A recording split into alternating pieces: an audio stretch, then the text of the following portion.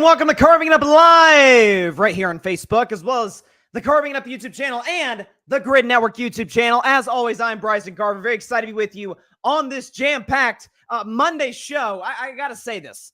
So first of all, I'm fired up for today. What an NFL weekend. What a college football weekend. The Warriors are still atop of the West. Tennessee, I talked about this on Friday on the Vol View, now is a one-way track to the college football playoff. Pete Vandy, and we are in, baby. So great weekend. But I got to say, this week is one of my favorite weeks of the calendar year. Like, we talk about, on Mondays, yeah, we're fired up after an NFL Sunday, but it's like, okay, another work week in the fall, but it's like, wait a second. The skies have opened.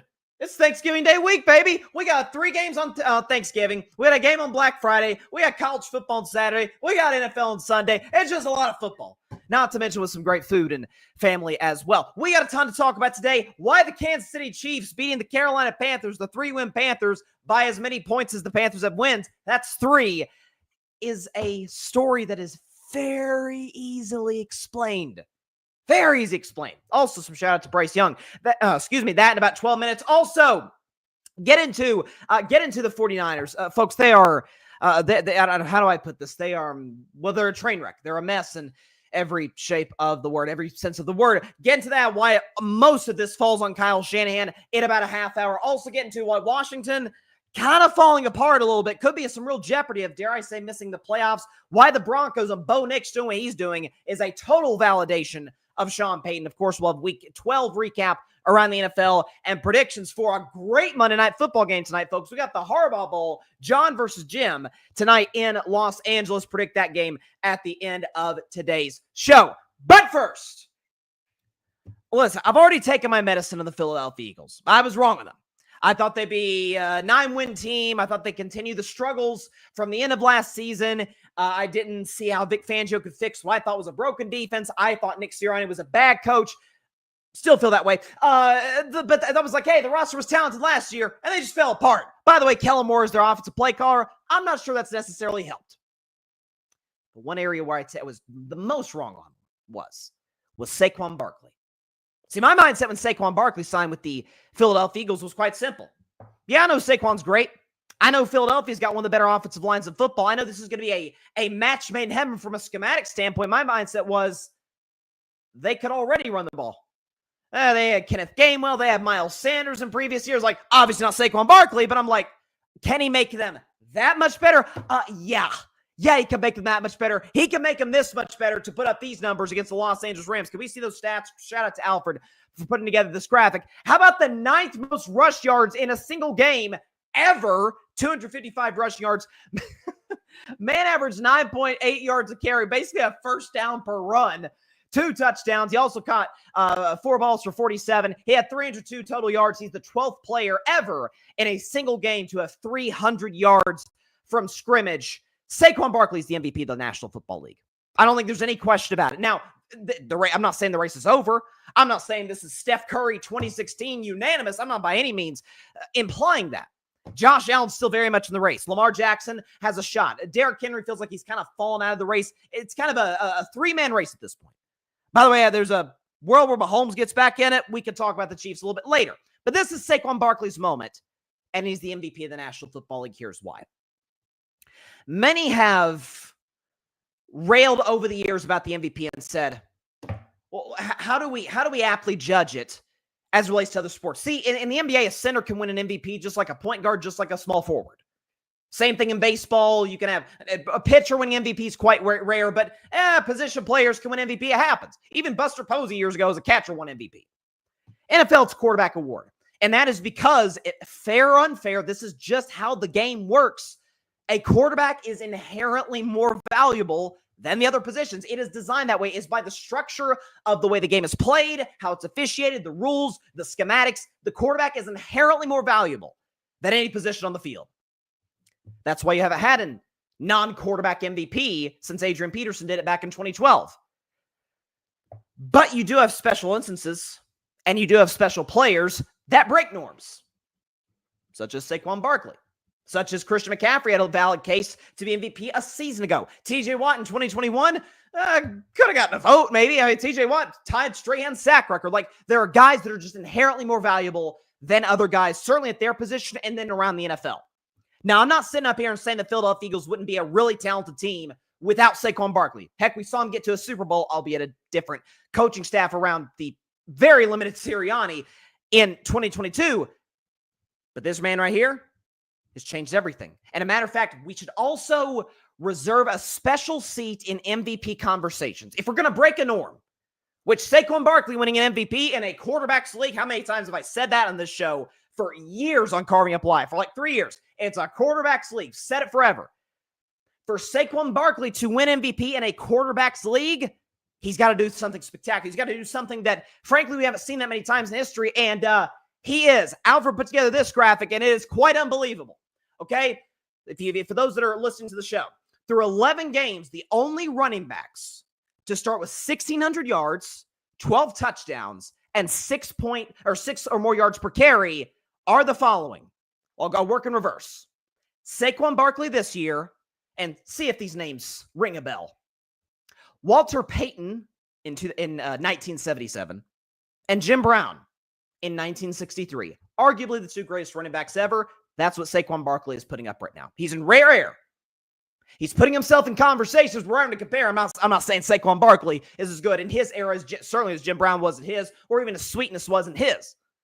But at the end of the day, when you are doing something that we haven't seen before, when you're breaking 70-yard touchdown runs like it's like you're on the schoolyard against the little kids out there, like it's an 8th grader against the 5th graders, what are we supposed to do with that when you're making NFL athletes look ordinary? That's what Saquon is doing on a Sunday after Sunday basis, or Thursday in the case of that, their second to last game against the Washington Commanders. Is that every single time the Rams look like they were making a run, maybe this can be a game, let's see, Saquon break a long one. I mean, first play, Sean McVay, and it was so, these halftime interviews, when they air, they should just air the halftime interviews with the coach during the halftime show. Melissa Stark interviews Sean McVay, coach of the Rams, at halftime. And one of the first things he says, we got to get a stop. As they're playing the interview, as they're showing the first play of the half, as Sean McVay's saying this, bam, Saquon goes to the house call. And so it's what this player is doing. And then obviously we can rip the Giants, as we should, by the way. The fact that they gave Daniel Jones essentially Dak Prescott's last contract, 4 years, $160 million, and said Saquon, good luck in Philadelphia. You know, one of the most well-run franchises in the National Football League. Good luck over there. I bet you won't have any success whatsoever in Philadelphia. And there was the soundbite. I saw this. There was the soundbite from the Giants front office. I think it was Joe Shane, the Giants general manager, during Hard Knocks, and he said, "Why keep Saquon?" Or basically, why would we pay Daniel Jones $40 million a year just to hand the ball to Saquon Barkley? My response would be, shouldn't have paid Daniel Jones $40 million a year. That's A. B, I don't know. Jalen Hurts is making about $50-ish million a year to hand the ball to Saquon Barkley. Well, it seems to be working pretty well for Philly. I don't know. Maybe I'm wrong, but they're on a 7-game winning streak, and they're the number 2 seed in the NFC. Seems to be working quite well for them. So when we talk about these MVP races, if you're going to break a norm, which Saquon winning an MVP as a running back, especially in 2024, which the analytics and the data and the film, my buddies at the Cowboys Cam Fan, shout out to those guys. They're enjoying their victory Monday with the Cowboys win yesterday. They talked about in the past about how with the way that some of these teams play these quarterbacks, box is wide open to potentially run the football and be really successful with it. And so for Philadelphia, when Jalen Hurts, I have my questions about Jalen, but Jalen's a good deep ball thrower. Matter of fact, a really good deep ball thrower, particularly to A.J. Brown. Well, you got to account for that, but then how do you stop number 26? So it makes Philadelphia's offense really, really difficult to stop. It makes Saquon Barkley right now, to me, the MVP of the league. That's not to say Josh Allen can't still get in it. He still very much can. That's not saying Lamar Jackson can maybe put his name in it. By the way, we'll talk about the Chiefs in a few minutes. The way Mahomes is playing lately, it's especially with the Chiefs' record, it's at least on the board. So, but what Saquon is doing, that's your MVP. If the season, they just cancel the season today, that's your league MVP right there. What this guy is doing is not unheard of, but close to it. It is, again, by the numbers. We showed the graphic, i.e. Jim Brown, the late, great Jim Brown in 1963, and the late, great Walter Payton in 1977. What was the stat? Can we show that one more time? 1,600 yards, 12 touchdowns, 6 or more yards a carry. That's the air that Saquon Barkley is in right now, and it's absolutely special. I will say this, though. I don't really have a take about the Rams. They're going to be fine. They're in the tightest division of football. They're fine. As long as they have Stafford and McVay, they're good. The reason, because folks that have watched the show know, I've been skeptical in Philadelphia all season long. Certainly in the preseason, even as they were in the early stages of their current win streak. My thing is, okay, they got one of the most talented rosters of the league. Jalen's really good at playing with the lead. Saquon's great. A.J. Brown is amazing. One of the 5 or 6 best receivers in football. Devontae Smith, to me, is the best number 2 receiver in football. They got Goddard in the offensive line. The defense is better. All these different things. And the reason I can't quite put them on the same tier as the Detroit Lions, as the Kansas City Chiefs, as the Buffalo Bills is just don't trust the coach. And he validated that last night multiple times. I mean, I was taking notes during the game, okay? The most egregious was 7 seconds left. Philadelphia's at midfield. Okay, the Eagles are at midfield, 7 seconds left. It's 4th down and 7. If you get stopped, if you run a quick play, which the first line of thinking for a coach in that spot is 7 seconds left, 4th down. Rams could get the ball back if they stop us quickly. We need to run a play, maybe a Hail Mary that takes a long time to develop to ensure whatever happens, this is the last play to have. And Nick Sirianni and Kellen Moore's like, you know what would work? Let's run a quarterback draw. Huh? That's where we're at with this Eagles team. So it's a very talented roster. Now, defensively, they're very well coached. Vic Fangio's done an unbelievable job. Quinyon Mitchell, Cooper DeJean, the 2 young defensive backs have been amazing. They've been godsends for this defense. The fact that they lost Brandon Graham, man, biggest knock on wood in the world for Brandon Graham. I'm heartbroken for him. That's a veteran. This might have been his last year, and I think he tore a muscle in his elbow, so prayers for him. But this Eagles team is playing great defensively, and they're well coached on that side of the ball. This Eagles team is playing very well offensively, but it's mostly just O-line's doing their work, and Saquon is doing some pretty historic things right now. And Jalen and A.J. Brown are doing their part as well. Don't trust that offensive coordinator, never have. And I certainly don't trust that head coach in big, gotta-have-it situations. We've seen it too many times this year on 4th down calls, on situations where you should have went for it, on situations where you shouldn't have went for it. That's what's going to bite Philadelphia in the playoffs. It may not be until the NFC Championship game against the Lions or somebody. It's going to bite them in the butt. That said, Saquon, don't take a bow yet because the season ain't over. But get ready to receive your MVP if you keep playing like this. For the record, Saquon Barkley, I saw the stat. Saquon Barkley has more rushing yards than 21 NFL teams. Over half the league. Saquon Barkley has more rushing yards than 21 NFL teams. One of them, if you might have guessed, is the New York Giants.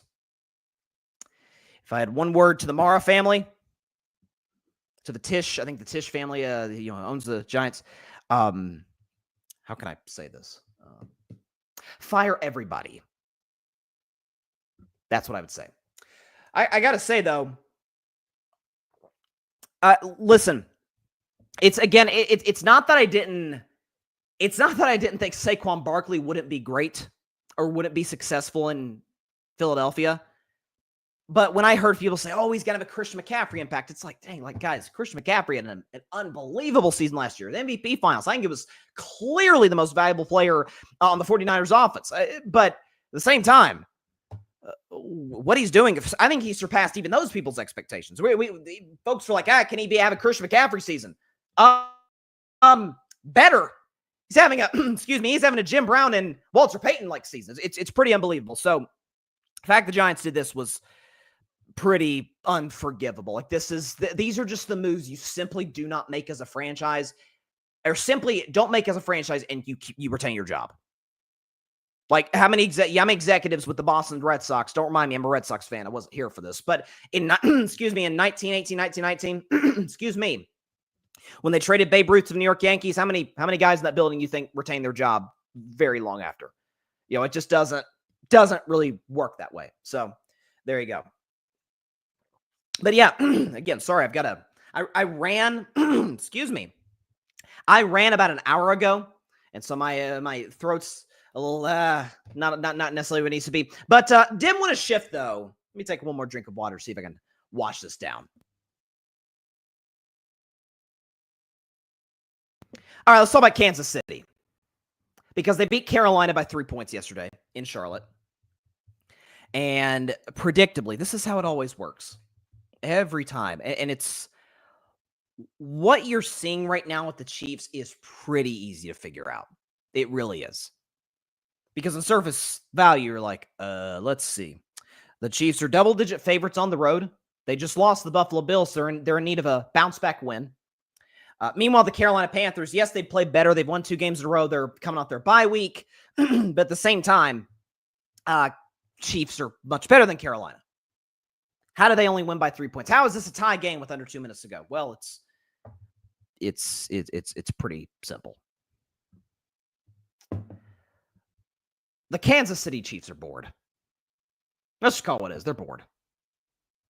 I can say this because I've seen this as a fan of a dynastic team, the Golden State Warriors, in the mid to late 2010s, really the late 2010s, especially once Golden State added Kevin Durant. I mean, come on. What is a Tuesday night game against the Minnesota Timberwolves mean to Steph Curry, Kevin Durant, Draymond Green, and Klay Thompson? And Steve Kerr? What does it mean to those guys? Sometimes they go out there and just dog it and lose those games. Now it's different. NBA's 82 games, NFL 17 games. There's more of a sense of urgency in the NFL.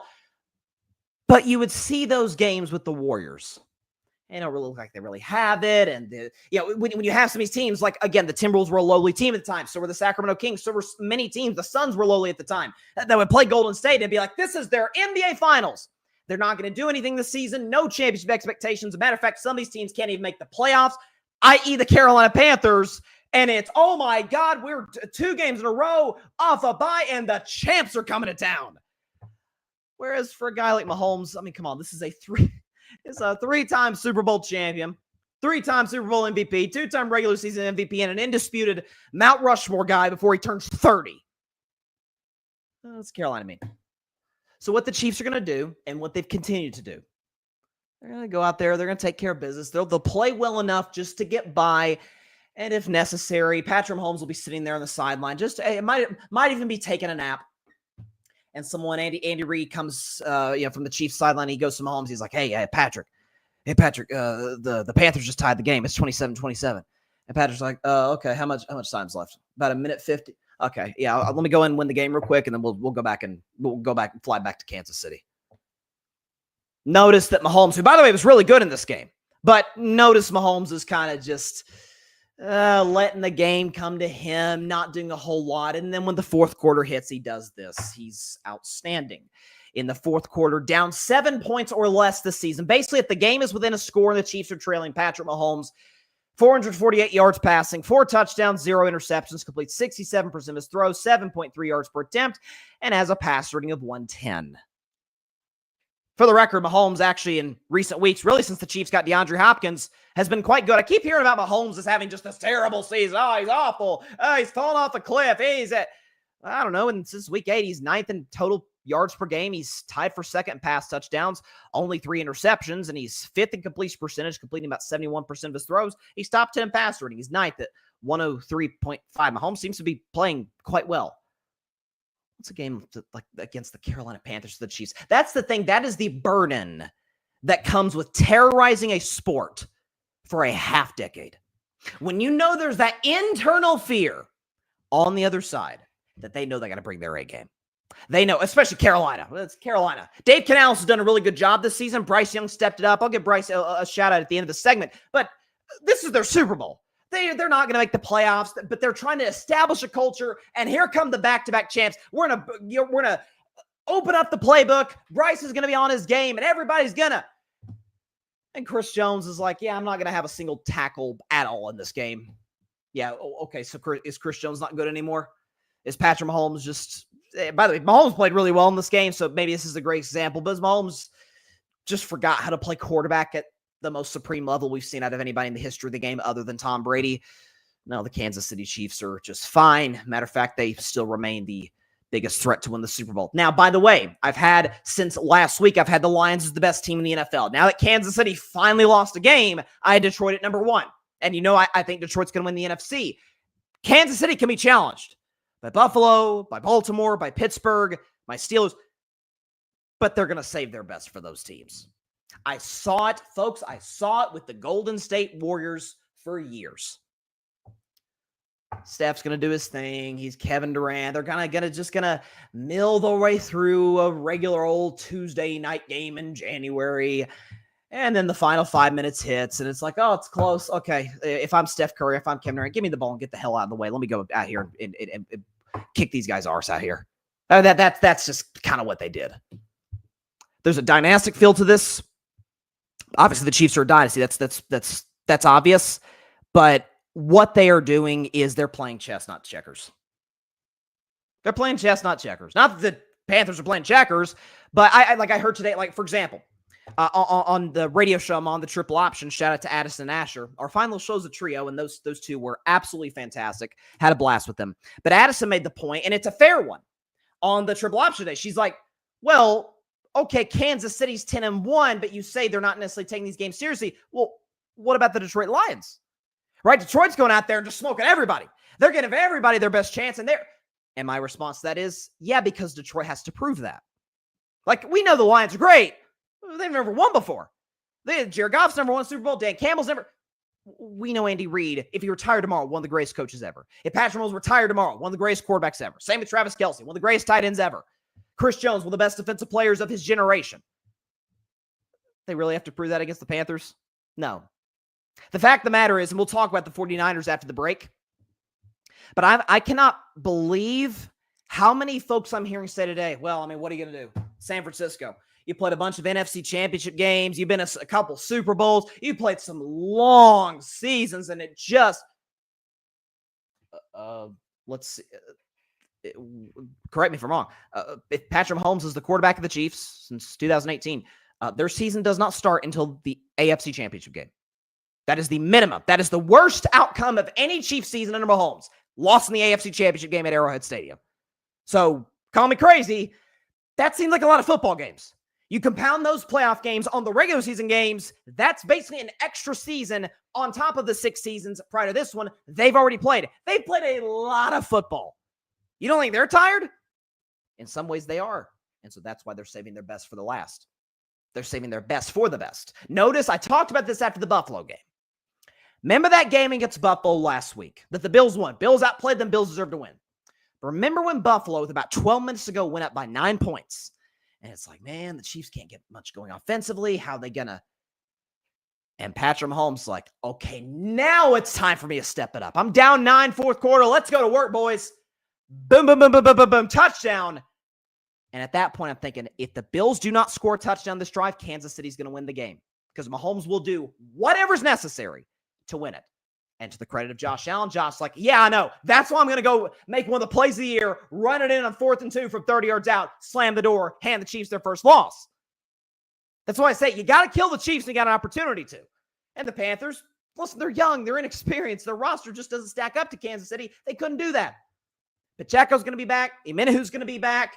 I saw Hollywood Brown might be back, and I predicted this a while back, if you remember, is going to be back before the regular season concludes to try and get some reps with Mahomes. DeAndre Hopkins is doing his thing. He made a big 3rd down catch. Noah Gray, Travis Kelce, more than anybody, because he's kind of the elder statesman there, is saving his best for the playoffs. So the folks that are acting as if, oh my God, guys have been doing us all season against the great teams and the not so great teams. They're saving their best for when their best is required. That's why Mahomes is the best 4th quarter quarterback in football this season. That's why, by the way, since they got DeAndre Hopkins, Mahomes been pretty dang good. Not quite peak Mahomes, but he's getting there. He's revving up. And as a Steelers fan, the AFC, that's the last man on earth I want to see in a do-or-die game. And so, yeah. And by the way, Kansas City has the added motivation. The loss to the Bills was almost a good thing in the sense, and Romo pointed this out after the game last week, that because now they're going to have Buffalo on their heels the rest of the way, they got to create some separation, make sure they get that 1 seed, make sure they get that bye, make sure the playoffs, the AFC, runs through Arrowhead. So everybody panicking today about the Kansas City Chiefs. To that I ask, so do you think they are just, this is the best they've got, and they have no other gear they can reach? You think once the playoff hits, this is the Chiefs team we're going to see? Beg to differ, because we literally saw it last season. Bad group to bet against. 15 and with the red helmet and 87 and Coach Reed, guy with the mustache, probably not the guys I bet against. That's not to say they can't be beaten. It's to say what you're seeing right now is not the Chiefs you're going to see in January. That's what I am saying. So watch out for those guys. All right, take a break.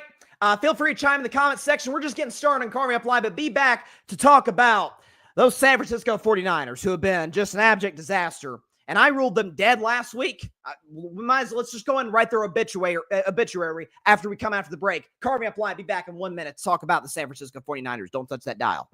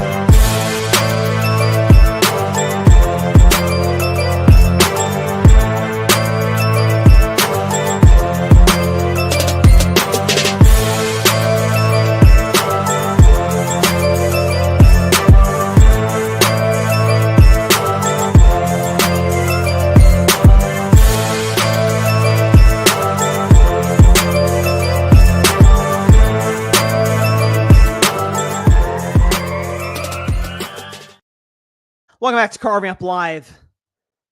You know, I watched that game yesterday on Fox, the 49ers and the Packers. That was one of my if I were a betting man games. I felt like I was almost cheating in a way because I had the intuition that Purdy was probably not going to play in this game early on Friday, so I went ahead and took Packers minus 3.5. By games in, it went all the way up to 6.5, went up a full 3 points in this game. So, by the way, they covered that anyway. But the Packers minus 3.5 was like, if you took it when the number was there, you had to be feeling pretty good as the game continued to progress. So Green Bay wins 38-10 over San Francisco. There's not that much to take from the Packers. Jordan Love was solid. Josh Jacobs had the hat trick of touchdowns. Like, it was a great night at Lambeau. Green Bay's got a big game on Thanksgiving Day, or Thanksgiving night, really, against the Dolphins. Give me a fun one to watch. Here's who's not having so good of a time, and that's obviously San Francisco. So they're 5-6. Now, an optimist could say, well, they're 5-6, but Purdy's probably going to come back. Nick Bosa, probably sooner rather than later, is going to come back. Christian McCaffrey, this will be his fourth game back, I think, at this point, coming up next. They'll be fine. Yeah, they're dead. First of all, part of the reason they're dead is just because their schedule is just hellish. So yesterday was already part of their hard schedule. Going to Lambeau, especially without Purdy, like, no chance. Yeah, next week they got to go to Buffalo off a bye on Sunday Night Football, prime time. That doesn't seem to bode well for San Francisco. Then they host Chicago. That's a winnable game. Then they host the Rams. Could easily lose that one. Lost the Rams at LA when the Rams didn't have Puka or Kupp. So very losable game. Then you go to Miami. Dolphins could win that. You host Detroit. That does not sound like a W to me. Then you finish at Arizona, which the Cardinals, yesterday notwithstanding, have been playing good football as of late. So the schedule is probably the worst. I haven't checked to see if it's the hardest strength of schedule. If it's not, it's darn close. Like, that is brutal. But not only that, not only the schedule, because that's just surface value. I think this has been, without question, the worst job Kyle Shanahan's done as the head coach of this football team. Listen, I have been a Kyle Shanahan guy for quite some time. I think he's one of the smartest offensive minds in the National Football League. You could say, well, the talent in San Francisco. We've seen plenty of teams that has the talent of San Francisco, or at least close to it. We saw what with Philadelphia last year. They just collapsed in the second half of the season, really the last quarter of the season. You've never seen a collapse by San Francisco with a fully healthy roster. Coaching does matter, and Shanahan's done a great job. Here's the problem. There's a bit of the Mike Tyson quote with this football team. Everybody's got a plan until they get punched in the mouth. That's Kyle Shanahan. Kyle Shanahan is one of the best planners. Like, don't we all know this person in life? The person who gets everything lined up, the person who puts the countless time, effort, and energy to figure out what the best course of action is, and they're absolutely the best at it. But if one thing goes wrong, if the fit hits the shan, they fall apart. That they are a mess after that. That feels like Kyle Shanahan. I've alluded to it all season long. I think at this point, it's kind of come to a little bit of a crescendo with San Francisco being 5-6 and losing the way that they lost yesterday. Listen, they weren't supposed to be Green Bay. They're just not. It's the way they lost. Folks, how does Jordan Mason get 3 carries? I get they trailed throughout, but early in the fourth quarter, folks, that was a 2-score game. Like, the Niners, in theory, could have still won that game. Put together 1-scoring drive, 7-point game. All of a sudden, if Green Bay, a game you're supposed to win via route the way they did, all of a sudden now there's pressure. Not to say Brandon Allen isn't at fault, because Brandon Allen is a backup. Like, you saw that from yesterday. Brandon Allen's a backup quarterback. If he can't make it work in the Shanahan offense, not sure what's going to work. Should have started Joshua Dobbs, as far as I'm concerned, but that's another mistake by Kyle. Is that Kyle is among the great coaches in the NFL. And I don't think one bad season does not a bad head coach make. If Kyle does this next year, if he doesn't adjust next year, then we're going to have to start having a conversation. But among the great coaches, with which Kyle's still that, absolutely. Andy Reid, Mike Tomlin. I think Dan Campbell is objectively a great coach. He's put himself undoubtedly in that discussion. Sean Payton, who I'm going to talk about later in the show, has done an amazing job with Bo Nix. Great coaches. No coach among that group is more loyal. An optimist would say loyal. A detractor would say rigid, depending on how you look at it, to his playbook than Kyle Shanahan. Come hell or high water, I'm going to roll with the plays that got me here. Which, to a certain degree, it's like, well, if it's worked for you recently, maybe it'll work this week. But when the NFL what makes the NFL so great is that each chapter is different than the last. You never know. That's what makes it the greatest league, professional sports league in America. You don't know what you're going to get from week-to-week basis. We didn't know that the Titans were going to come in and upset Houston. We didn't know that the Dallas-Washington game was getting the way that it did, with Dallas as a double-digit underdog. Wait, that's what makes the NFL great. Each game is its own different story. So you can't use the plot of the last story to necessarily, you can use it to help you maybe a little bit from an identity and character standpoint, particularly for the morale of the locker room, not necessarily for a play sheet. And that's what Kyle Shanahan has gotten into the habit of doing as of late. The fact of the matter is this, is that this year for San Francisco, excuse me, they've blown 10. Sorry, let me rephrase that. They've blown 3 games this year in which they led by double digits in the fourth quarter. The Rams game, led by double digits, collapsed in the end. Okay? I think it was the Cardinals game. Yeah, the Cardinals game, led by double digits, collapsed in the end. And then the last game, of which I think it was Seattle? Was it Seattle? No, I'm sorry. It was Seattle. They were up double digits on Dallas. Could have easily lost that game if Dak and CD are able to make one more play, which they were able to do to get them in the game originally. This has just been an abject failure on not a historic level, but a level that is not common. Now, some of this is on the 49ers players. Some of this on the fact that Deebo Samuel is a shell of himself. Deebo Samuel, the drop on the interception, Brandon Allen had a bad game. It's Brandon Allen. Brandon Allen, third quarter, delivers a throw on a rope into tight coverage to Deebo Samuel. Goes right through his hands, pick to guess who? Xavier McKinney, who's had a lot of those this year, takes it back the other way and it puts Green Bay in position to kind of run away with it. So Deebo's not the same player he used to be. Christian McCaffrey, I don't think this year's like a referendum on McCaffrey. I'm not 100% sure he's totally healthy still. He could have very easily rushed back from injury. There was internet doctors thought he'd be out for the year. Maybe they had some credibility. I don't know what's going on with Christian McCaffrey's body. If it's just a matter of, hey, he's rusty. He hasn't played up until a few weeks ago since February. It's since the Super Bowl. So maybe that's got something to do with it. I'm not sure. But there is a level of, okay, rusty or injured. McCaffrey's not the same. They give Jordan Mason some more carries. By the way, Garendo, the kid who played really well against Dallas when Mason got hurt, give him some carries. Like, that's what I've always given Shanahan a ton of love for. There's no coach that I've seen in the modern NFL that can develop run concepts and schemes better than Kyle Shanahan. Like, that's what I remember when the Niners traded for Christian McCaffrey 2 years ago. And people are like, oh, man, they gave up way too much. I'm like, are you freaking kidding me? You're putting Christian McCaffrey in the Shanahan offense? This guy's going to be unbelievable.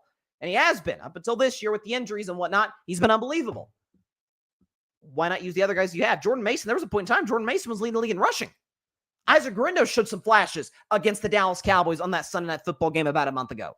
Like you've still got pieces you're able to use. Like that's why I say about San Francisco, why I've said that's the best roster in football. This is why I said a year ago when it was like, look at Purdy's numbers compared to Dak and Lamar. I'm like, I'd sure hope so. With those, are you kidding me? Basically fully healthy, start to finish. Ayuk and Debo when he can still play, and Kittle and McCaffrey and Juwan Jennings and yes and that, and I sure hope you could. This year, it's just not the same team. Some of it's injury. Some of this is out of Kyle Shanahan's control, and some of this is bad situational management. And by the way, I've defended Kyle for years. Hasn't that always been the number one knock on Kyle? You can't finish games late. Super Bowls in particular. Offensive coordinator Atlanta, when the Falcons infamously blew the 25-point lead to Brady. He was the head coach of the Niners when they had a 10-point lead in Kansas City. I've defended him for that one because in my mindset, it's like, he got Jimmy Garoppolo to a 10-point lead over Mahomes. Hey, give that man a round of applause. That's unbelievable.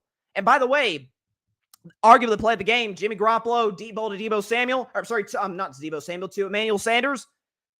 Good play design by Kyle Shanahan. The right call against the right defense. Garoppolo just missed the throw. Right, so I didn't give him flack for that. A lot of folks did, I did not. And then the next Super Bowl against Kansas City, blown double-digit lead to the Chiefs in the second half of that game. Didn't really rip him for that because I thought he was aggressive in that game. I didn't have an issue, but that has been the knock. And this year, multiple double-digit leads blown for San Francisco. There's a lack of an adjustment with the Niners. There's not using certain players when they can be key contributors for you when we have a very, very deep running back room. When McCaffrey's trying to work himself back into the mix, you still have George Kittle. You still have Ricky Pearsall. You still have Juwan Jennings. You still have pieces there. And they're just not using them. And Purdy, his greatest strength, I've been critical of Purdy in the past. Purdy's greatest strength, in my opinion, is great distributor. He knows where to get the ball, knows where to get it on time, on target. He knows what he's doing. But he's in large part been forced to scramble because of, in some cases, bad play calling, poor protection up front. And so I think the Niners are dead. I think their season is over. All those things I just mentioned, combined with the fact they go to Buffalo next week with the Bills off a bye, host the Bears, host the Rams, go to Miami, host Detroit, go to Arizona. Not a lot of, I'm not saying they're going to go winless or anything. They'll beat the Bears. They'll probably beat the Dolphins. But you're seeing down the stretch here, I'm not seeing, as tight as the NFC West is, separated one and number 1, number 4 in that division by a single game. I'm not seeing a whole lot of W's for this football team right now, folks. I'm just not. And a lot of this falls on Kyle. And so, listen, now I'll also say this in defense of Kyle. People are like, the Niners need to fire. Huh? He will automatically go to the most sought-after coach in the market. You got Belichick, who I think would be a poor hire for most teams. Vrabel, who I love. Ben Johnson, I'm a huge fan of. Kyle's getting more interviews than all of those guys. He'll be picked up the next day. It's like when remember when the Eagles fired Andy Reid and he was the Chiefs coach like 2 seconds later? Like that's the type of situation. And Andy Reid didn't have a ring at that point. Andy Reid had a reputation quite similar to Kyle Shanahan. Blew some double-digit leads, could win the big game, all the above. Didn't have the quarterbacks that were to the level of a Brady, a Peyton Manning, a Big Ben, a Drew Brees. And so Kyle can maybe turn his career around. I should say turn his career around. He's been very successful, but get to that Andy Reid stratosphere potentially, maybe with the change of scenery. But all I know is this season for the Niners, it's lost. It's over. They're done. They're not winning the division. I don't care how tight it is. They're playing the worst football of anybody in the NFC West. They're beat up, and Kyle Shanahan has done the worst job he's done as the head coach of the San Francisco 49ers. I don't think there's any question about that. So there you go. I'm just not seeing it with San Francisco. And again, as much I've criticized Purdy, if there's one thing we learned yesterday, he's better than Brandon Allen. He is better than Brandon Allen. Not that we didn't know that already, but, and again, why not put in Dobbs? Dobbs can move. Dobbs has a solid arm. Dobbs has won games in this league. He beat the Cowboys when he was with the Cardinals. I remember he beat Atlanta when he came in fresh off the bench. He just gotten signed. He beat the Saints. Like, Dobbs had some good football in him as a backup. Dobbs is a backup, but that's an ideal backup in that system because Kyle likes quarterbacks that can move. Brandon Allen can't move. Purdy can move. I've always said Purdy can move better than he gets credit for. Dobbs can definitely move. No, he's bad in the preseason. Who cares about the preseason? What do you do in the games that counts? I think Dobbs should have gotten some snaps yesterday. And frankly, if Purdy's not able to go next week, which it sounds like he's going to be able to, but if he's not, man, give it to Space Dobbs. Let him go out there and cook for you. Within his capabilities, obviously. All right. Quickly to Washington, and then we'll get to to Sean Payton and the Broncos, because I've been very impressed by what I've seen from Denver. So you want to talk about a drunk ending to a game.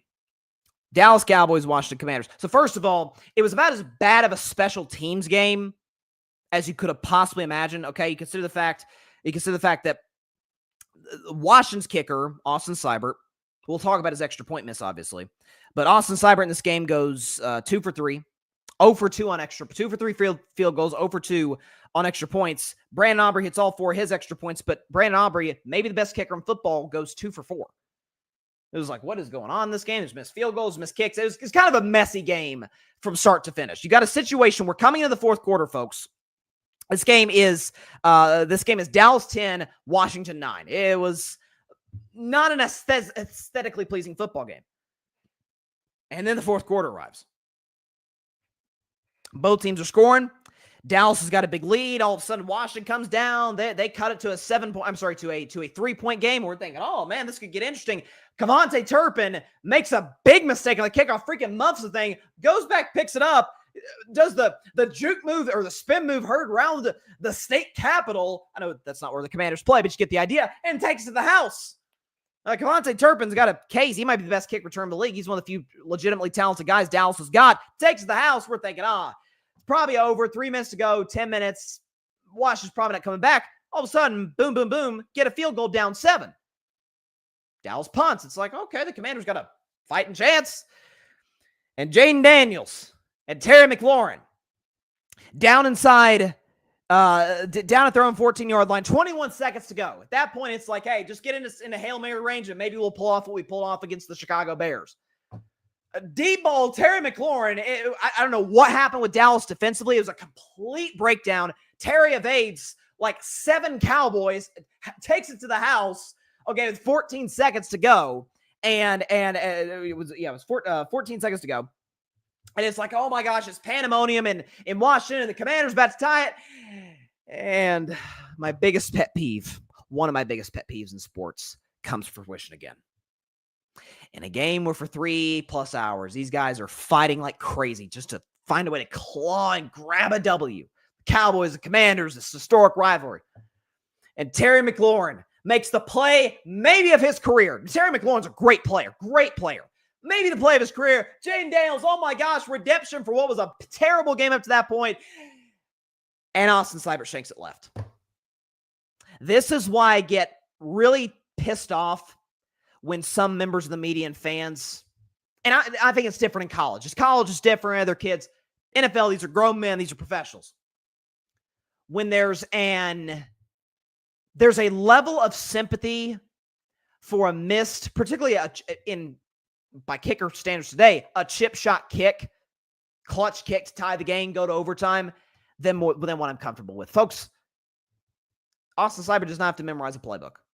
Austin Seibert does not have to go through grueling drills, at least to the level that, and by the way, I'm not saying Austin Seibert is a great athlete. All kickers are. But he's not going through grueling drills like a Terry McLaurin is. Guys like that. He's having to memorize a playbook, understand protections, break down a defense, all these different things the way Jaden Daniels has to. His job is to hit the ball through the upright. And he didn't do that. He didn't do his job. Quarterback doesn't do his job, we're all over him. If Terry McLaurin had dropped that pass, we're criticizing Terry McLaurin. If Dan Quinn has a bad coaching game, we're on Dan Quinn. If the defense doesn't play well, what? But all of a sudden the kicker, just because I guess they're not as big and strapping guys as the quarterback and the receiver and some of the other skill position guys on the team, we're not as hard on them, which I think is a double standard. Kicker is one of the most important players on an entire field. That you look at the top scorers in the NFL, they're all kickers. All-time leading scorer, Adam Vinatieri. I believe it's Adam Vinatieri. I think he passed Morton Anderson. Is a kicker. One of the most important players of your team. So when he screws up, we should criticize him. So that's off my soapbox on that. Washington did something because people are saying, oh, it's Cliff Kingsbury, and it's the classic Cliff Kingsbury second half collapse. Cliff Kingsbury, by the way, for those that don't know, offensive coordinator for the Commanders, used to be the head coach for the Arizona Cardinals and head coach at Texas Tech when he had Patrick Mahomes in college, notorious for second half collapses, for defensive coordinators getting film on his teams. It's like, oh, they figured him out. That has something to do with it. It really does. But see, folks, I like to think a little bit deeper than that. I like to look at the fact that in sports, vibes matter. In sports, I'm not a believer in sports gods or anything of that sort, but there's certain things you do where you're just tempting, call it fortune, call it fate, call it whatever you want to call it, go so far as to say divine intervention, whatever. You don't play with those things, ever.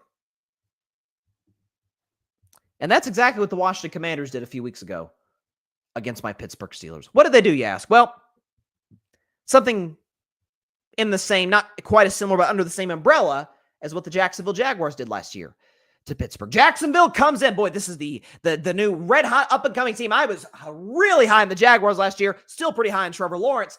And, man, they're playing great football, and they go to Pittsburgh, and they put it on the Steelers, and they're going to – and he got this young man for the Jacksonville Jaguars. He's a defensive player, I believe. He goes near the stands. He takes a terrible towel out of the hands of a Steelers fan. And he like wipes his butt with that. Like it's just doing obscene gestures with the towel. And the Jaguars fell apart and collapsed in the second half of the season. Washington was a hot new thing, baby. 7-2, the shock of the NFL. Jaden Daniels gonna run away with Offensive Rookie of the Year. And since they tempted fate, since the Washington Commanders organization said, hey, a lot of teams have rally towels. Nothing wrong with that. You can have your own rally towel. But it's going to be our own version of the terrible towels. Jaden Daniels, ladies and gentlemen, hadn't been very good. 3 touchdowns, 3 picks, throwing for 222 pass yards per game. Only completing, this is a guy who's completing at one point early in the season, like 80% of his throws, completing 61% of his throws, and has a passer rating of 77. He's been a shell of himself the last 3 games. We can blame it on Cliff Kingsbury. Have at it. We can blame it on the fact that Philadelphia's got a great defense last week. So does the Pittsburgh Steelers 3 weeks ago. The Cowboys do not at all. Divisional familiarity, maybe that's something to do with it. What I know is you don't tempt.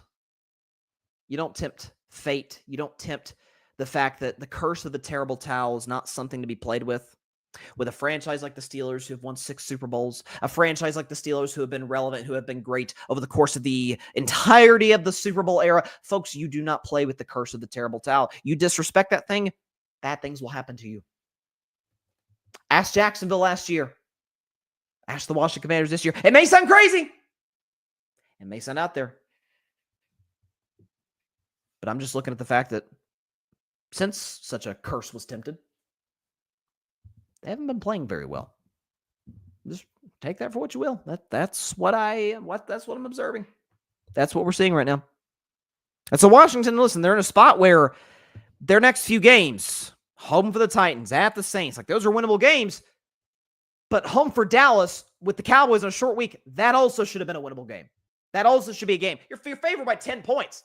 Like, you got to take care of business. You got to beat the Cowboys. It's like a moment where it's like, okay, we've lost 2 games in a row. Let's get the ship righted. Let's win this game. Let's at least try and keep pace with Philly in the NFC East. Even if we don't catch the Eagles, which we weren't going to anyway, we're going to be in the playoffs. By the way, Commanders could still make the playoffs. But Tennessee just won. The Saints have new energy with their interim head coach. That seems to always happen in the NFL. Then they play Philly. Then they play Atlanta. Then they go to Dallas. You know, they're a lot of winnable games for the Commanders. This feels like 9 or 10 wins, which will get you in the playoffs in the NFC.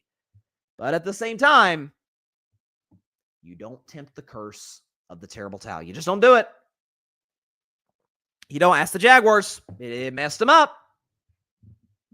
Stepping some waters they probably shouldn't be stepping in. And that's all I'll say about the Washington Commanders. As for Dallas, I mean, they won a game. They won one more game than I assumed they would. I thought they were going to potentially beat the Giants on Thanksgiving. The Giants look even worse than the Cowboys have. I thought they'd lose to Carolina, lose to Washington yesterday, lose to Washington later this season, lose to Philly, lose to Tampa, be a 4-win team, have a high draft pick. Listen, I know personally Cowboys fans who were mad that they that they won that game because it's like, gosh darn it, we're not making the playoffs anyway. We're darn sure not catching Philly. Could we at least get a high draft pick out of the season? Now they very well still could. Cooper Rush is the quarterback. Mike McCarthy still is the coach. The roster is that. But at the same time, one less win would have hurt your opportunity to get a top 3-4 pick potentially. So, kudos to Dallas, and they're playing a team in the Giants that they're actually going to be favored and are favored to beat. Could win 2 straight games. Not sure how Cowboys fans feel about that, but could win 2 straight games and continue to do what they're doing. But as for Washington, tempted fate. Now you're in a little bit of trouble. You're 7-5. It's fine now. Lose a game to the Tennessee Titans and see how you start feeling. Because then palms are getting sweaty, and you're not going to be feeling very good about it yourself moving forward. Here's a team who is feeling great about themselves right now. The Denver Broncos, coached by Sean Payton, quarterbacked by one Bo Nix. So this was a team I said coming into the season. I think their over-under win total was like 5.5, 6.5. I was like, that's low. This team has talent on it. Okay, their defense played better at the end of the year. Cortland Sutton is an underrated receiver, and Bo Nix is going to a Sean Payton system. And Sean Payton is one of the best quarterback whisperers in football. I had them winning 8 games. They're in a tough division. The Chiefs are awesome. The Chargers, I thought would be a playoff team. They're going to be. But I'm thinking, okay, it's Bo Nix, who I wasn't crazy about at Oregon, but I'm like, okay, he's going to Sean Payton. He's going to an established offensive system. It's like he's going to like Bryce Young in Carolina last year, where it's just a train wreck he has no chance to succeed. Like Bo Nix is talented. He's not a generational talent. Neither was Bryce. I thought they'd be a team that could be playoff adjacent and then kind of fade out at the end of the year. We always see teams like that. I had them winning 8. They've got 7 now, and we haven't gotten to Thanksgiving yet. And by the way, Bo Nix, we could show you his numbers over the last 3 games, these last 8 games. Bo Nix has been great. 15 touchdowns, that's 6th in the NFL. 2 interceptions, that's 4th best in the NFL. 11th in completion percentage at about 67%, and he has a passer rating of 104.4, which is 6th in the league over his last 8 games. Like Bo Nix, slowly but surely, gaining some ground on Jaden Daniels, especially. We showed you Jaden's stats. He's not been playing well as of late. Here's what I want to talk about, though, because Bo Nix has been doing his thing. I want to talk about Sean Payton, because there's an element, I don't know what it is about me. Maybe it's a character flaw. I'm not sure what it is. But there's a part inside me, I can't explain it. Maybe a therapist could. I don't know. Psychologically, this is how my brain works. Anytime I see somebody in any line of work that is universally either hated and or no one's really crazy for him. No one's like waving their pom-poms for this person, but they yield results consistently over and over and over. It's part of the reasons, one of many reasons, I'm a massive Dak Prescott fan.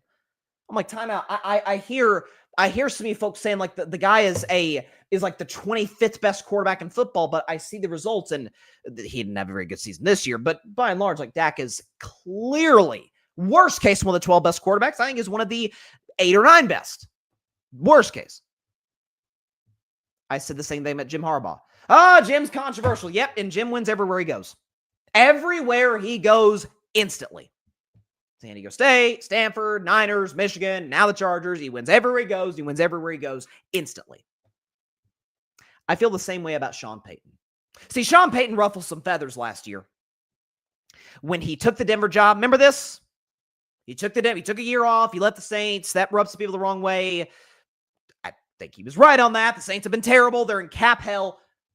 Goes to the Denver Broncos, takes a year off, broadcast Fox, goes to the Denver Broncos. And in his first training camp, the man hasn't coached a game in Denver yet. In his first training camp, he looks at Russell Wilson, who is still the Broncos quarterback. He looks at all the guys on this Denver team, and he said, keep in mind, backing up his players. It's kind of what we like coaches to do, right? This is the worst last year. It's one of the worst coaching jobs I've ever seen. I see all this talent on this team, and I think, man, how could this team have not been so much better than what they ended up being? This is one of the worst coaching jobs I've ever seen. Said that to USA Today. And the Jets got real sensitive. And Jets fans, and frankly, the NFL media. Oh, are you really, Nathaniel Hackett? You're just going to go after Hackett like that? Yeah, he was right. He was correct in that assessment. This is what I always say, folks, is that don't listen to the way something is delivered. Listen to what the delivery is. That's Sean Payton. Was he correct in his assessment? Yeah.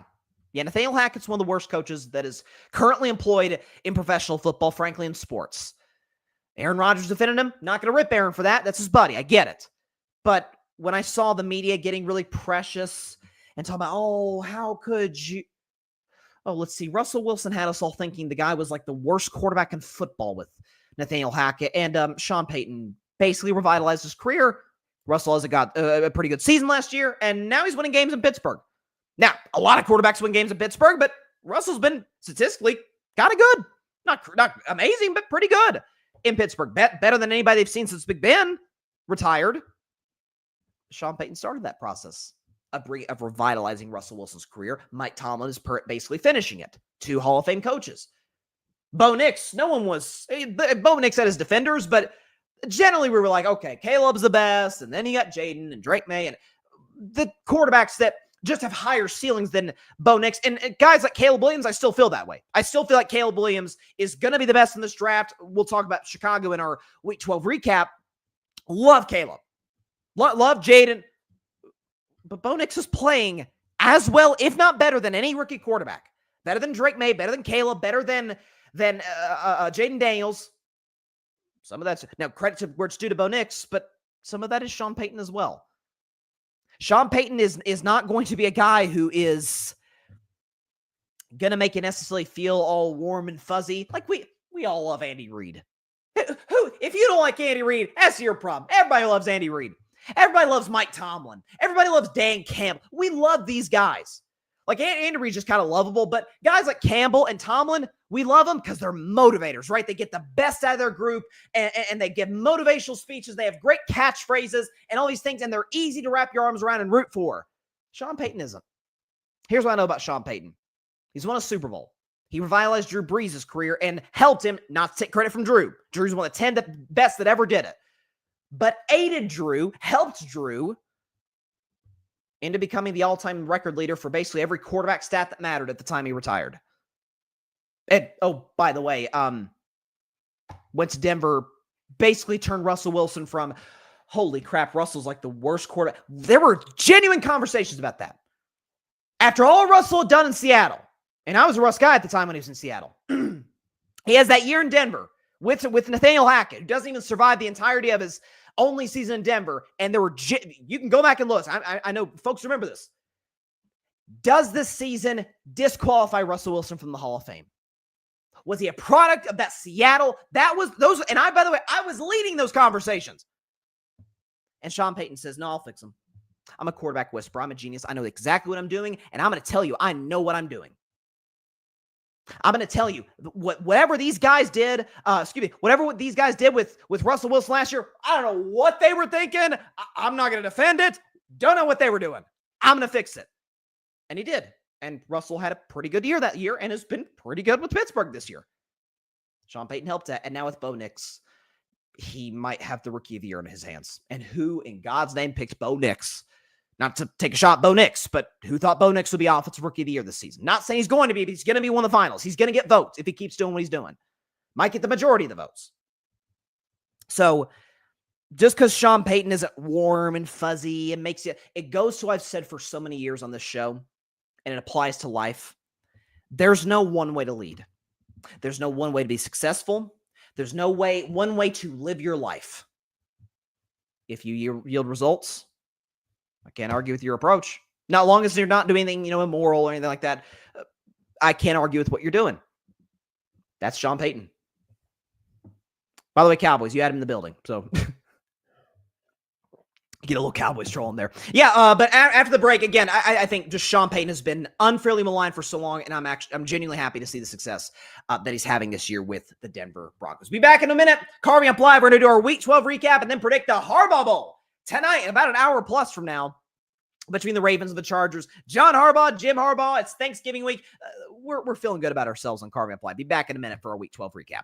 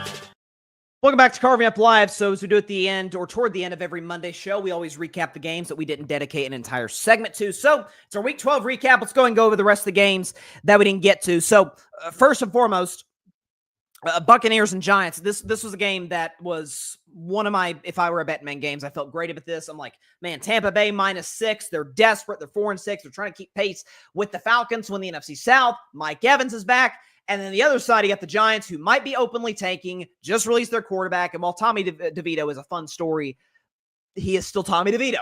And so the Buccaneers took care of business. Baker Mayfield was doing the Tommy DeVito celebration.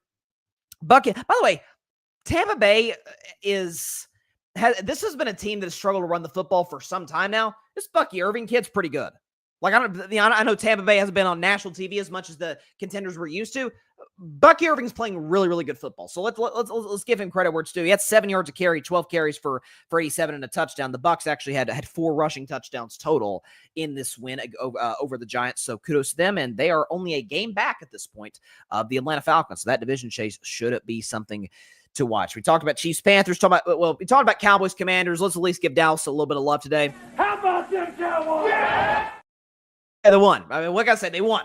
What else do we have? We had the Dolphins beat the Patriots badly. This was a game I actually took New England in the points. That was not a good pick on my part. But listen, the Dolphins, I knew the Dolphins would win because forever, even during the Brady Belichick era when the Dolphins were terrible and New England was winning Super Bowls, they own New England when they play them in Miami. I can explain it. I don't know what. Throughout history, coach is irrelevant. Quarterback, even if you have the greatest quarterback ever, irrelevant. You go to Miami, you're going to get thumped. I thought the Patriots at least cover. They were playing better defensively as of late, and 2 through 4 touchdowns on them. So that was that. And the Dolphins put together an offensive skill position masterpiece or masterclass. You know, they've got the game on Thursday night against the Green Bay Packers.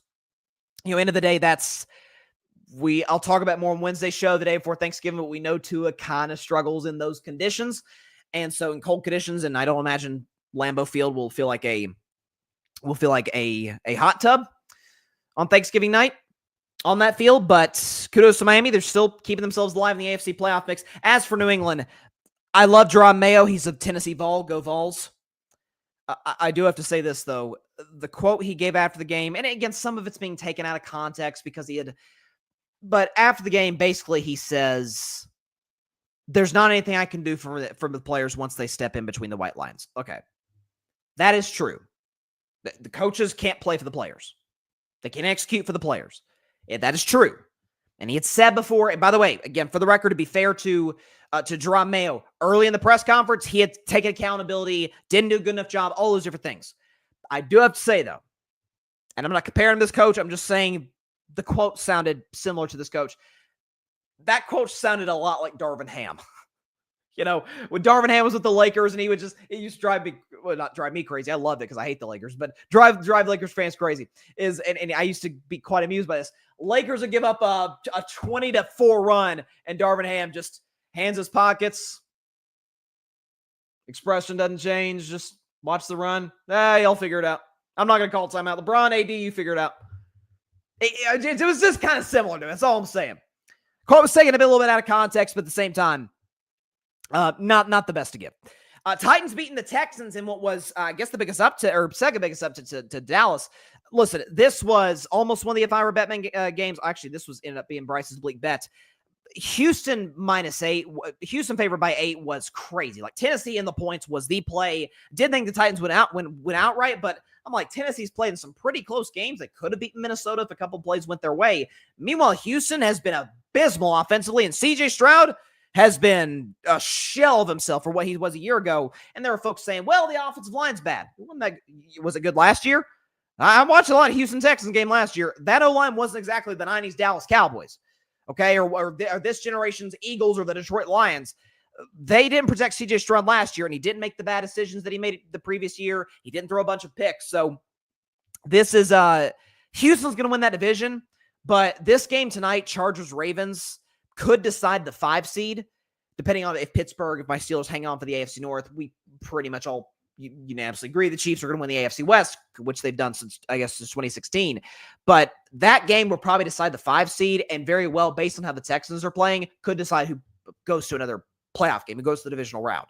So this Ravens-Chargers game has bigger stakes than just the Harbaugh brothers squaring off. So good win for Tennessee. Will Levis, I've been critical of Will Levis. I'm still not a huge believer, but Will Levis played well. He had a QBR of 65, pass rating of 123. He had the bad interception. He tends to have like one of those a game, but he certainly outplayed CJ Stroud. There's no doubt about that. The Lions, man, they just keep doing it, man. And they're 10-1. They're playing great football, but that doesn't matter for the immediate time being. Dan Campbell, for the 9th time in a row, what'd you do to the Indianapolis Colts, my man? Kneecap.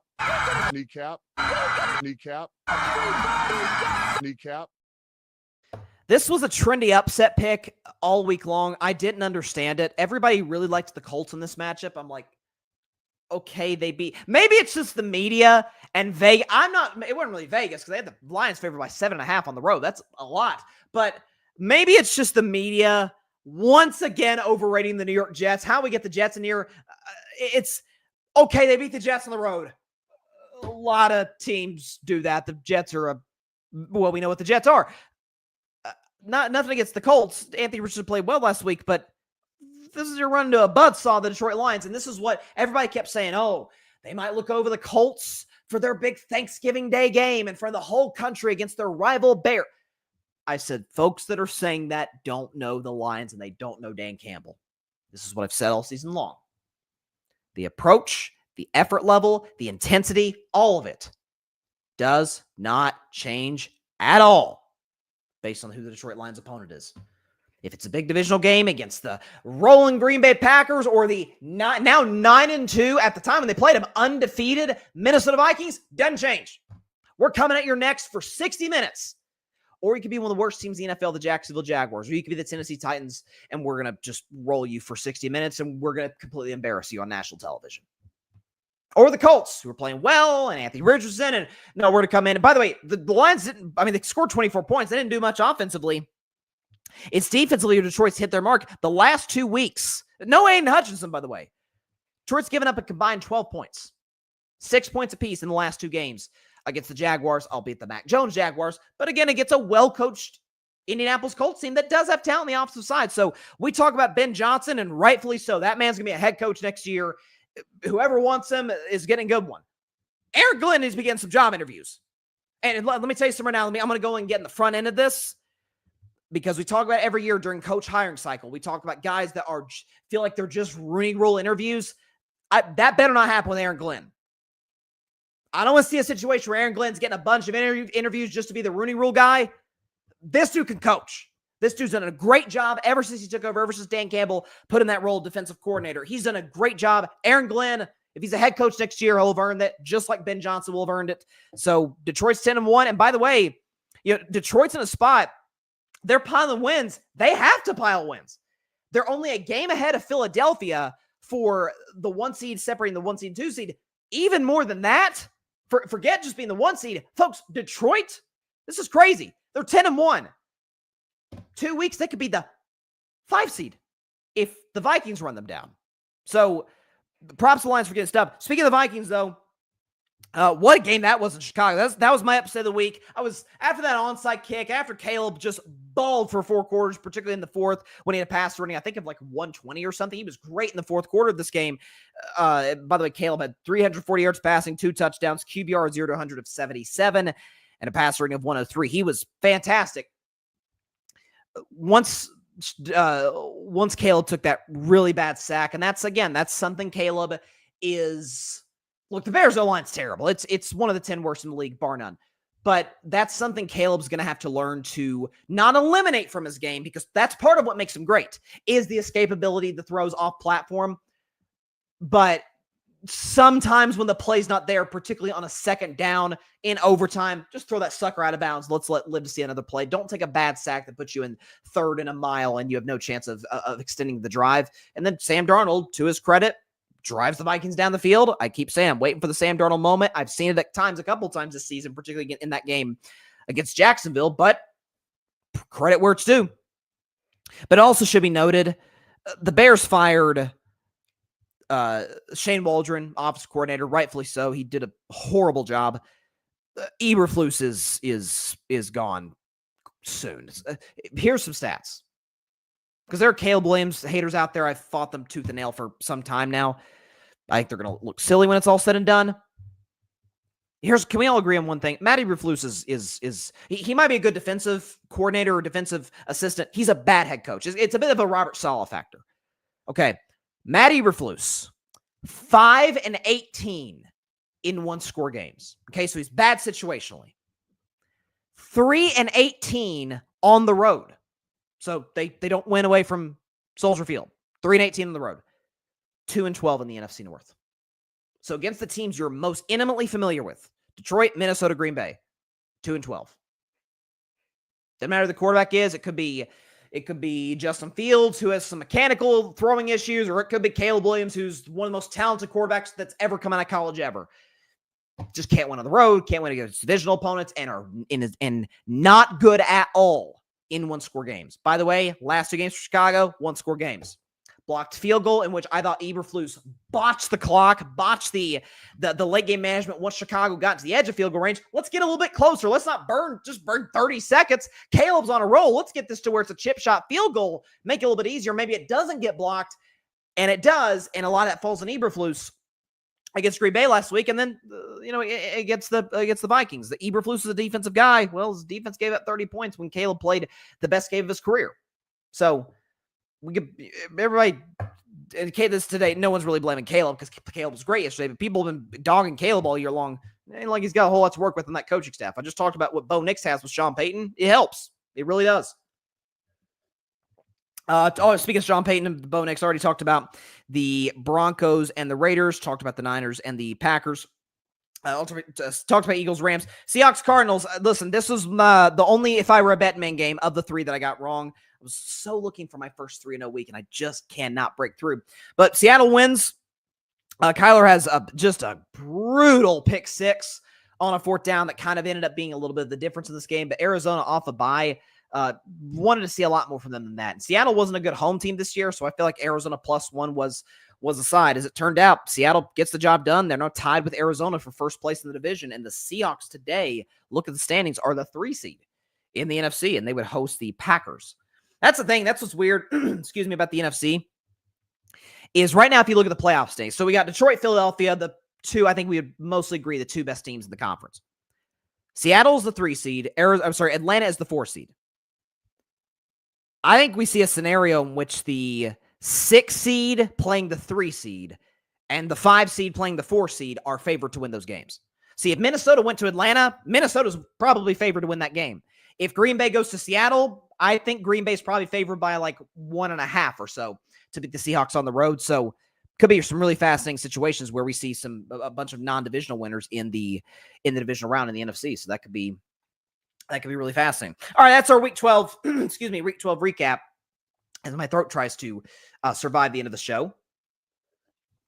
Before we get out of here, what a great week 12 that we had, and what a great week 12 game to close the door on this particular week in the NFL before we get into Thanksgiving week. Let's go and get the background music going on right now. It is the Harbaugh Bowl, ladies and gentlemen. Baltimore Ravens, Los Angeles Chargers from the City of Angels, or really from Inglewood, if we're going to be specific. Inglewood, California, SoFi Stadium, gorgeous building. The Ravens, the line has went up since I last locked in my pick and put the graphic in, but the line was Ravens -2.5. I'm looking at my phone now. That now says Ravens -3. So both teams dealing with a number of injuries in this game. Roquan Smith for the Ravens, this is a devastating loss, is actually out for this game. So the best player in Baltimore's defense, and by the way, a Ravens defense that has gotten torched in the passing game all season long. Best player on that defense is gone for this game against the LA Chargers. So for the record, by the way, John Harbaugh, 2-0 against his brother. Beat him, I think it was a Thanksgiving game, if I remember correctly, back in 2011. And then the next season, beat him in the granddaddy of them all, not the Rose Bowl. I know that's what they call the Rose Bowl. But the biggest game in American sports, the Super Bowl, beats his brother, Jim Harbaugh, in the Super Bowl. Ravens over the Niners. Fun fact, that's the first Super Bowl I ever predicted, and I got it wrong. I took San Francisco to win that. Point is, it's also a momentous occasion, a momentous date for the Harbaugh family, because John and Jim Harbaugh's parents, Jack and Jackie, are celebrating their 63rd wedding anniversary today. So congratulations to them. Shout out to them. They're actually not going to be in attendance. They're going to be together with their daughter to celebrate their wedding anniversary. But you imagine, obviously, they'll be watching on television. So, as far as the game itself, I think we're going to see a high-scoring affair. I think this is the Chargers defense that's been really good all season long, but Cincinnati, Joe Burrow, and Jamar Chase kind of exploited that to a certain degree. Joe Burrow and Jamar were unreal in the second half of that game against LA. Put together 3 straight touchdown drives. On the other side of that coin, you look at the Baltimore Ravens defense, basically everybody has torn them to shreds. Even the Steelers, when Russell Wilson has his worst game thus far as a Steeler, still kicked 6 field goals. So you still move the ball on the Baltimore Ravens. And by the way, on the defensive side, we're able to force turnovers. This is a big game for Lamar Jackson. We understand that, again, I've shown the stat over and over. I won't show it again, at least today, about how he's bad against the Steelers, bad against the Chiefs, bad in the playoffs. So the biggest games, your biggest rival, the team that's terrorized the entire league, and then basically anybody you face in the playoffs, you're bad against everybody. Chargers don't fall in that group unless you play them again. So, listen, I think we're going to see a high-scoring affair, back and forth. I don't necessarily trust the special teams all that much of these squads. I certainly trust the Chargers special teams more than Baltimore at this point because of Justin Tucker's recent struggles. But in the end, when it comes down to a guy who had a little bit of a reputation, and I'm a huge fan of him, Justin Herbert, but coming this year had a bit of a reputation, and the stats back up, it was kind of earned. Not that good in close games, not that many game-winning drives for being as talented of a quarterback as he is. This year, it's been the opposite. He led the game-winning drive last week against the Bengals. He's been pretty clutch this year. So, game-winning drive, Dicker, the kicker, walks it off. Give me the Chargers in an upset over the Baltimore Ravens by a final score of 34-31. Again, a high-scoring affair, back and forth. The Harbaugh brothers going at it, and Jim Harbaugh gets his first career victory over his brother John. The Chargers beat the Ravens, get the upset, plus 2.5 and the money line. LA wins 34-31 over the Baltimore Ravens. What is the over-under for this game? 50.5. So yeah, this definitely well exceeds that. So definitely Chargers in a high-scoring game, 34-31 over the Ravens. And by the way, I sort of touched on this in our Week 12 recap, then we'll get out of here. This is a really, really big game as it relates to the playoff seeding because the Chargers are almost certainly not catching the Chiefs for the AFC West. The Ravens could catch the Steelers. I don't think they will. Call me a biased Steelers fan. I don't think they will. Let's say they don't.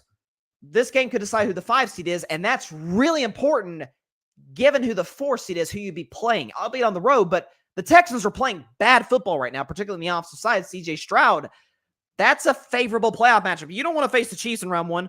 You don't face the Bills in round 1. You don't want to face the Steelers in round 1. Of the division winners, give me the AFC South winner all day long, and that's almost certainly going to be the Houston Texans. So this could decide the 5 seed in the conference and decide who advances to the divisional round. So this is a really big game for both squads. All right, that is all the time we have for today's show. Appreciate everybody stopping by. As always, be sure to catch Carving Up Live on Wednesday, a special Thanksgiving-themed show of a Thanksgiving-themed episode of Carving It Up.